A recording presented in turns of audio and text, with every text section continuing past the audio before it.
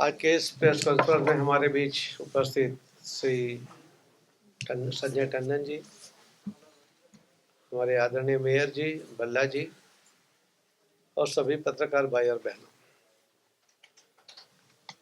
माननीय प्रधानमंत्री श्री नरेंद्र मोदी साहब ने 2014 से प्रधानमंत्री के बाद जो अलग अलग बजट दिए, उसके अंदर 8 टाइम एक साथ बजट देने का मौका निर्मला सीतारामन जी को मिला। माननीय प्रधानमंत्री जी ने जब कार्यभार संभाला था, जब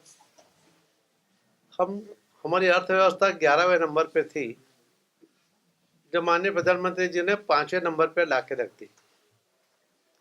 और उन्होंने इलेक्शन के पहले भी कहा था कि 30 टर्म के अंदर हम इसको 30वें नंबर पे लेके आएंगे। और 30वें नंबर पे लाने के लिए जिस तरह से बजट के अंदर अलग अलग जो व्यवस्था की गई है, उससे लगता है कि हम जरूर से जल्दी से हमारे देश का ग्रोथ सबका बढ़ेगा। दुनिया की विषम परिस्थिति है, सभी देश आपस में लड़ रहे हैं, अनेक देशों के बीच में युद्ध चल रहा है, बहुत लंबे अरसे से चल रहा है। उसकी साइड इफेक्ट भी हमारे देश के ऊपर, हमारे अर्थतंत्र पे पर होती है। फिर भी जो बजट दिया गया है, मुझे लगता है कि पहली बार गरीब, मध्यम वर्ग और उद्यमी, इन सबको, किसानों को, सबको लगता है कि ये बजट बिल्कुल बैलेंस बजट है और इससे सबको कुछ ना कुछ इसके बजट में दिया गया है। आप देखे होंगे कि पहली बार पहले 2014 के पहले सिर्फ 2 लाख आपको इनकम टैक्स में बाद मिलते थे। आज आपको 12 लाख तक आपको कोई भी टैक्स भरना नहीं है। इसकी वजह से लोगों के हाथ में करीब 1 लाख से ज़्यादा पैसा आएगा, यानी हर महीने 10,000 से ज़्यादा पैसा उनके हाथ में बचेगा। उसकी जो खरीद शक्ति है वो बढ़ेगी, उसकी वजह से जीडीपी में भी ग्रोथ आएगा और उसका सब जो इंडस्ट्री है उसको भी उसके वजह से बूस्ट मिलने वाला है। तो पहली बार मध्यम वर्ग को लगता है कि उनके लिए सीधी कोई योजना बनी है और उनको लाभ दिया गया है। इसी तरह आपने देखा होगा कि कृषि और ग्रामीण विभाग में भी 100 जिले ऐसे थे कि जहां उनकी उत्पादक क्षमता कम थी। रीजन अलग अलग होते होंगे, मगर क्षमता कम होने के कारण उनके लिए भी यहाँ पर मोदी साहब ने और निर्मला सीतारामन जी ने योजना बनाई है। और इस साल उनको आत्मनिर्भर मिशन के नाम से तूर, उड़द और मसूर की दालों के उत्पादन में बढ़ावा देने के लिए, यानी कैश पैसा उसके हाथ में आए, उसके लिए योजना बनाई गई है। कृषि ऋण केसीसी की सीमा जो 3 लाख थी, उसको भी बढ़ाकर 5 लाख पर लेके गए हैं। जो छोटे उद्योगकार हैं उनके लिए भी कस्टमाइज क्रेडिट कार्ड, उनको पंजीकृत करने के बाद उनको जो लोन मिल रही थी उसको भी 5 लाख तक बढ़ाया गया है। स्टार्टअप्स के जो नवाचार के लिए बढ़ावा देने के लिए करीब 20,000 करोड़ का व्यवस्था इस बजट के अंदर प्रस्तावित है। चमड़ा और फुटवेयर क्षेत्र के लिए भी 22 लाख नौकरियां और 4 लाख करोड़ से टर्नओवर में लक्ष्य दिया गया है, लक्ष्य तय किया गया है। शिक्षा और स्वास्थ्य के लिए भी 50,000 अटल टिकरिंग लैब्स अगले 5 वर्षों में सरकारी स्कूलों में स्थापित की जाएगी। ग्रामीण क्षेत्रों में सभी सरकारी माध्यमिक स्कूलों और प्राथमिक स्वास्थ्य केंद्रों के ब्रॉडबैंड से जोड़ा जाएगा। कैंसर उपचार केंद्र अगले 3 वर्षों में सभी जिलों में दिन में यानी कि डे केयर कैंसर केंद्र स्थापित करेंगे और इस साल में करीब 200 केंद्र ये चालू कर देंगे। जल शक्ति मंत्रालय के लिए भी 67,000 करोड़ इसके अंदर आवंटित किए गए हैं। अभी तक 15 लाख घरों में नल से जल दिया गया है। इसके कारण जो बहनें दूर तक पानी के लिए जाती थी उनके 5.5 करोड़ घंटे रोज के इसके अंदर बचे। WHO का रिपोर्ट है। ये जो 5.5 करोड़ घंटे महिलाओं के बच्चे वो बहनें वो अपने घर में अपने बच्चों के एजुकेशन के ऊपर या आर्थिक उपार्जन के लिए वो खर्च कर सकती है। और उनको जो दूर तक जाना पड़ता था, बोझ उठाना पड़ता था, उसमें से भी उनको मुक्ति मिली है। ये जो नल से जल होने के कारण जो शुद्ध पानी उनको मिलने लगा है, उसके कारण WHO का ही रिपोर्ट कहता है कि 3 लाख बच्चों की जान इसके अंदर बचाई जा सके हैं। ये भी अपने आप में बहुत बड़ी बात है। जो पानी शुद्ध नहीं था, कहीं से भी जो पानी लाते थे, उसके कारण हर घर में एवरेज करीब 50,000 रुपये का खर्च होता था। साल भर में घर में 4-5 लोग हैं, उनके पीछे एक खर्च होता था। कभी बड़ी बीमारी आती थी तो एवरेज एक खर्च होने के कारण उनके ऊपर पूरा जो आर्थिक भारण उनके ऊपर बढ़ता था। मगर ये शुद्ध पानी उनके घर में मिलने के कारण उनमें से इसका इतना जो आर्थिक व्यय होता था वो कम हो गया। उनको जो दवा या इंजेक्शन जो मानव शरीर में जाते हैं, उसके जो रिएक्शन आते हैं, उसमें से भी उनको बचाव हुआ है। पंजाब और हरियाणा की बात करेंगे तो हरियाणा और पंजाब के लिए केंद्रीय कर और हस्तांतरण और अनुदान की तुलना आप देखें 2014 में हरियाणा में करीब 19,575 करोड़ का कर हस्तांतरण और 22,000 करोड़ का अनुदान मिला था। ये 24 में 10 साल में बढ़कर इस बार 76,000 करोड़ रुपया इसके अंदर मिला है। और हस्तांतरण 78,000 करोड़ उनको मिला है। अनुदान आप देखिए तो पहले इसमें उनको 293% 293% वृद्धि हुई है और हस्तांतरण में उनको करीब 263% वृद्धि इसमें अंदर मिली है। पंजाब को भी 2014 में 24,000 करोड़ का कर हस्तांतरण था, 24,000 करोड़ का, और अनुदान जो मिला था वो 22,000 का था। अभी 2014 में उनको 1,18,332 कर हस्तांतरण हुआ है और अनुदान उनको 1,32,000 करोड़ का हुआ है, जो वृद्धि हुए 373% और 498%, 500% की वृद्धि इसके अंदर 10 साल में हुई है। हरियाणा और पंजाब दोनों को पिछले दशक में कर हस्तांतरण और अनुदान के बड़ी वृद्धि मिली है, जिससे राज्य की वित्तीय स्थिति को मजबूती मिली और विकास कार्यों को बढ़ावा भी मिला है। पीएम किसान सम्मान निधि योजना के कारण आप देखेंगे कि पंजाब में लाभार्थी अब तक 9.26 लाख किसान पीएम किसान सम्मान निधि योजना के तहत सम्मानित हुए हैं, लाभान्वित हुए हैं। हरियाणा में भी 13.8 लाख किसान इस योजना के तहत लाभान्वित हुए हैं। संपूर्ण भारत में अभी तक 9.58 करोड़ यानी करीब 10 करोड़ से अधिक किसान पीएम किसान योजना के लाभ उठा रहे हैं। ये योजना का मूल भी देखिए कि आज तक कभी किसी सरकार ने किसानों के लिए कोई योजना नहीं बनाई। पहली बार ये जो योजना बनी उसके कारण हर साल उनके अकाउंट में 6,000 रुपये जाते हैं। मगर किसान को लाचार नहीं होना पड़े, किसी के सामने हाथ नहीं फैलाना पड़े, उसके लिए उसको कोई एप्लीकेशन नहीं देना है, किसी के पास जाके अर्ज नहीं डालना है, सीधे उसके अकाउंट में पैसा आता है, उसका सम्मान रहता है। इसीलिए उसको किसान सम्मान योजना कहा जाता है। और ये पहली बार किसानों को सीधा फायदा ये योजना उनके लाभ के लिए ये बनी है। पंजाब के लिए बजट का प्रावधान रेलवे में बजट का 5,421 करोड़ है, जो 14 की तुलना में 24 गुना वृद्धि उसके अंदर भी हुई है।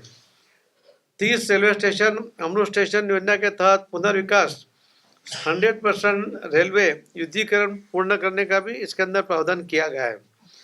20,000 करोड़ की लागत से 12 नए रेलवे परियोजनाएं बनने वाली है। हरियाणा के लिए भी बजट प्रावधान रेलवे बजट के आवंटन में 3,416 करोड़ और 14 नई रेलवे परियोजनाएं 1,195 किलोमीटर लंबी रेल योजनाएं 34 रेलवे स्टेशनों का अमृत स्टेशन योजना के तहत पुनः विकास। हरियाणा को केंद्र सरकार द्वारा 78,000 करोड़ का कुल अनुदान प्राप्त हुआ, जिसमें विभिन्न योजनाओं और विकास कार्यक्रमों के लिए भी वित्तीय सहायता शामिल है।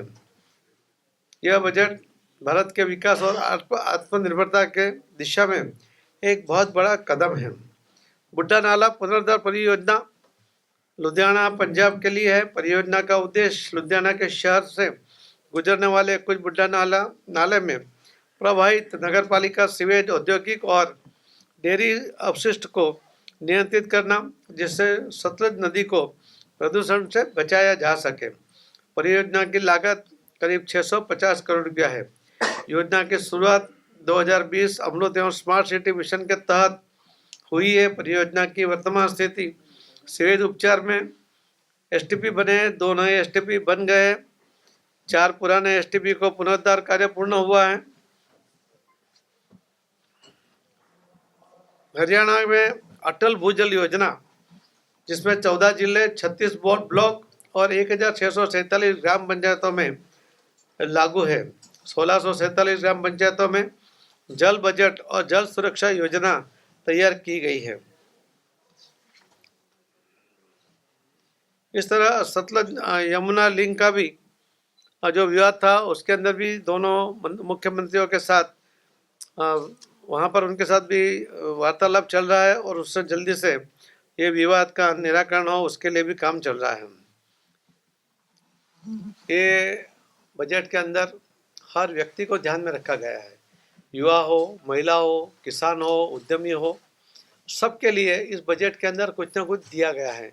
एक संतुलित बजट, और जिस बजट के अंदर सबको समाधान हो, इस तरह का बजट यह इस बार निर्मला सीतारमण जी ने माननीय प्रधानमंत्री जी के नेतृत्व की सरकार में पेश किया है।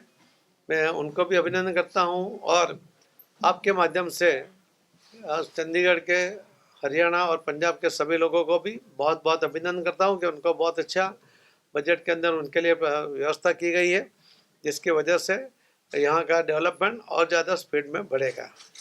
बहुत बहुत धन्यवाद। देखिए, पहले एमएसपी था ही नहीं। आज प्रधानमंत्री मोदी साहब ने किसानों के लाभ के लिए एमएसपी बनाया है। अगर कुछ बाकी भी होंगे तो उसके लिए भी ज़रूर सोचा जाएगा। मुझे लगता है कि पहली बार किसानों के लिए जो ये योजना बनाकर उनका लाभ हो, उनको नुकसान ना हो। अगर नुकसान होता है या भाव कम हो जाए तो सरकार वो धान्य उसका खरीदी करे, उसका माल खरीद करे और उसको नुकसान ना हो। इस प्रकार की चिंता अगर पहली बार हुई है तो प्रधानमंत्री मोदी जी ने की है। कुछ छूट गया होगा तो उसके ऊपर भी विचार करेंगे। सर, एसवाईएल का मुद्दा आपने छेड़ा है, क्योंकि पंजाब हरियाणा का बड़े सालों से मुद्दा चल रहा है। आपने कहा कि जल्दी सुलझा लिया जाएगा, दोनों मुख्यमंत्रियों की मीटिंग करवाई है। क्या किस मोड़ पर जा रहा है फिलहाल के लिए? क्या पानी मिलना चाहिए या हरियाणा को या नहीं, उस बारे में क्या है? देखो, दोनों को ये सोचना है, ये राज्यों का विषय है। इसके अंदर सुप्रीम कोर्ट खुद इंटरेस्ट ले रही है। हरियाणा सरकार सुप्रीम में भी गई है, सुप्रीम कोर्ट ने भी कुछ डायरेक्शन दिया हुआ है।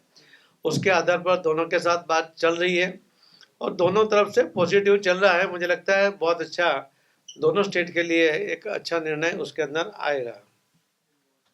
सर, आपने 600 करोड़ की बात की है बुड्ढे नाले को देने की, जी, बजट में है, पर यहाँ पे तो लगा नजर ही नहीं आ रहा, कहीं पे आया नहीं या लगाया नहीं गया। जो उसके लिए व्यवस्था की गई उसके अंदर मैंने आपको बताया कि 2 एसटीपी जो नए बनने थे वो बन गए हैं। 4 एसटीपी जो पुराने थे उसका यानी नया उसको रिपेयरिंग करके कर लिया है और बाकी जो करने हैं उसके अंदर भी काम चल रहा है। बुड्ढा नाला, आपको भी पता है कि बुड्ढा नाले से जाने वाला पानी, उसके अंदर जो सीवेज आता है या जो केमिकल जाता है, उसकी वजह से कई जगह पर कैंसर का भी प्रॉब्लम दिख रहा है और उसको यहीं से ट्रीट करके उसको रोका जाए, उसके लिए हमारी पूरी कोशिश रहेगी। सर, पंजाब सरकार का सहयोग मिला आपको बुड्ढे नाले को लेकर? आखिरकार वो क्या कर रहे हैं? नहीं, अभी तो केंद्र सरकार की ओर से जो किया है जा रहा है वो आपको मैंने बताया। लगातार भू माफिया बहुत ज्यादा एक्टिव है पंजाब में, जो स्रोत है उनको नष्ट करने की कोशिश की जा रही है। उस पर क्या कोई केंद्र एक्शन लेगी? पंजाब सरकार तो हाथ खड़े कर चुकी है।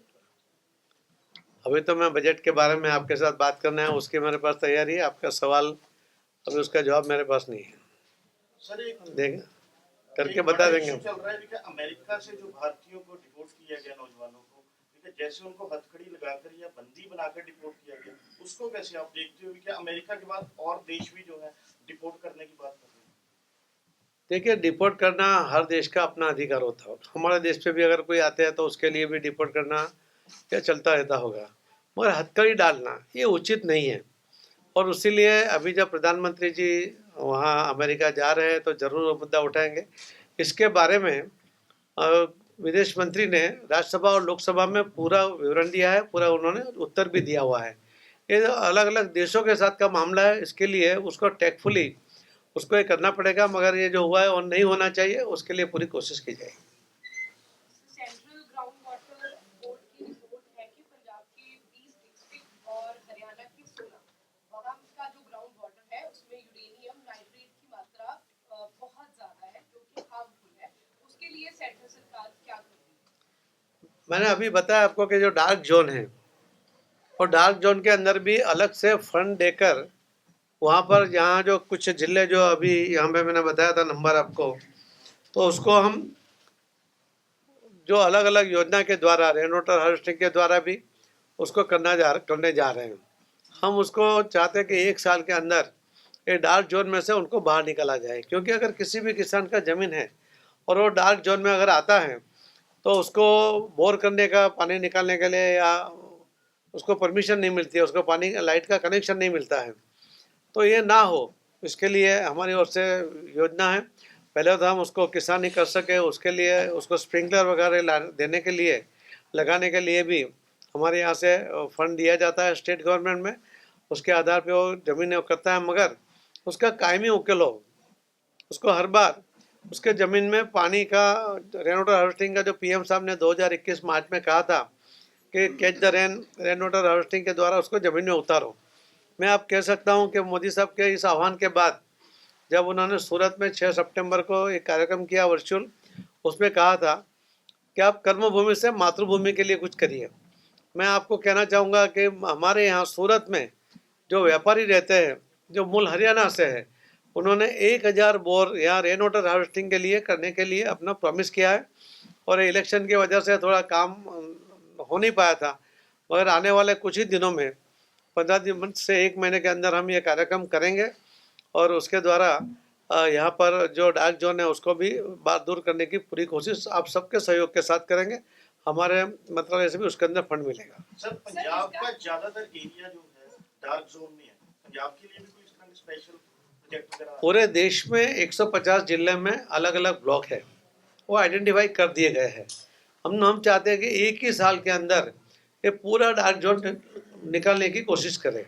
हर काम सरकार अकेला नहीं कर पाएगा, इसीलिए हमने, जैसे राजस्थान के अंदर पानी की किल्लत है, तो वहाँ पर भी गुजरात में यानी सूरत में जो लोग हैं राजस्थान के व्यापारी, उन्होंने 40,000 गाँव में, हर गांव में 4 बोर करके 1,60,000 बोर करना शुरू किया है। बोर यानी पानी निकालने के लिए नहीं, रेन वाटर हार्वेस्टिंग पानी डालने के लिए वो काम चल रहा है। मध्य प्रदेश में 15,000 बोर कर रहे हैं, वहाँ बिहार में 10 जिले के सभी गांव में 4 बोर कर रहे हैं। इसी के अंदर इसका भी निर्णय हुआ था कि यहाँ पर हरियाणा में भी 1,000 बोर वो लोग करके देंगे। बाकी हम लोग भी करेंगे, जो हमारे पास भी डार्क जोन के लिए अलग फंड है और हम उसको प्लानिंग से कर रहे हैं। हमारा टारगेट ही 1 साल में ही बाहर निकालने का, आप सबके सहयोग के साथ होगा तो जरूर निकल जाएगा। सर, इसका कंसर्न हेल्थ के साथ है क्योंकि यूरेनियम अगर पानी में है तो कैंसर, आपको पता है कि पंजाब में कैंसर बहुत ज्यादा फैल रहा है, इसलिए हेल्थ वाइज जल जीवन मिशन उसी के लिए है। आज पूरे देश में कोई भी जगह में, सभी जगह आपको शुद्ध पानी मिलेगा। 15 करोड़ घरों में जो पानी मिल रहा है, हर घर में अगर हम 5 व्यक्ति मानेंगे तो 75,000 करोड़ उसके अंदर सबको ये पानी, 75 करोड़ लोगों को पानी मिल रहा है, शुद्ध पानी मिल रहा है। कोई भी केमिकल युक्त या ऐसा कोई भी पानी अभी किसी को भी पीने के लिए लेने की आवश्यकता नहीं है। इस तरह की व्यवस्था हुई है। बाकी भी जो गांव बचे हैं वहाँ पर भी काम पाइपलाइन में है। 2028 तक हम 100% ये काम पूरा करेंगे, ऐसा बजट के अंदर अपना माननीय फाइनेंस मंत्री ने अपने जो स्पीच में भी उन्होंने उल्लेख कर दिया कि जल जीवन मिशन हम 2028 तक 100% पूरा करेंगे, उसके लिए फंड भी देंगे। यानी 100% पूरी दुनिया में 5 साल के अंदर ये 15 करोड़ कनेक्शन देना किसी ने नहीं किया, ना कोई कभी कर पाएगा। इतना बड़ा काम उसके अंदर हुआ है। सर चंडीगढ़ की जो म्यूनिसिपल कॉर्पोरेशन है, मेयर साहब साथ में है, तो बजट को लेके काफी जो है बात होती रही है, क्योंकि पिछले साल काफी व्यवस्था जो नगर निगम की डाउन चली गई थी, उसके लिए बजट में क्या प्रावधान है, क्या आगे? कॉरपोरेशन वो सेंट्रल गवर्नमेंट के हमारे इसमें अधिकार में नहीं आता है। लोकल इसके बारे में आप उनसे बात कर लेना, वो आपको जवाब दे देंगे।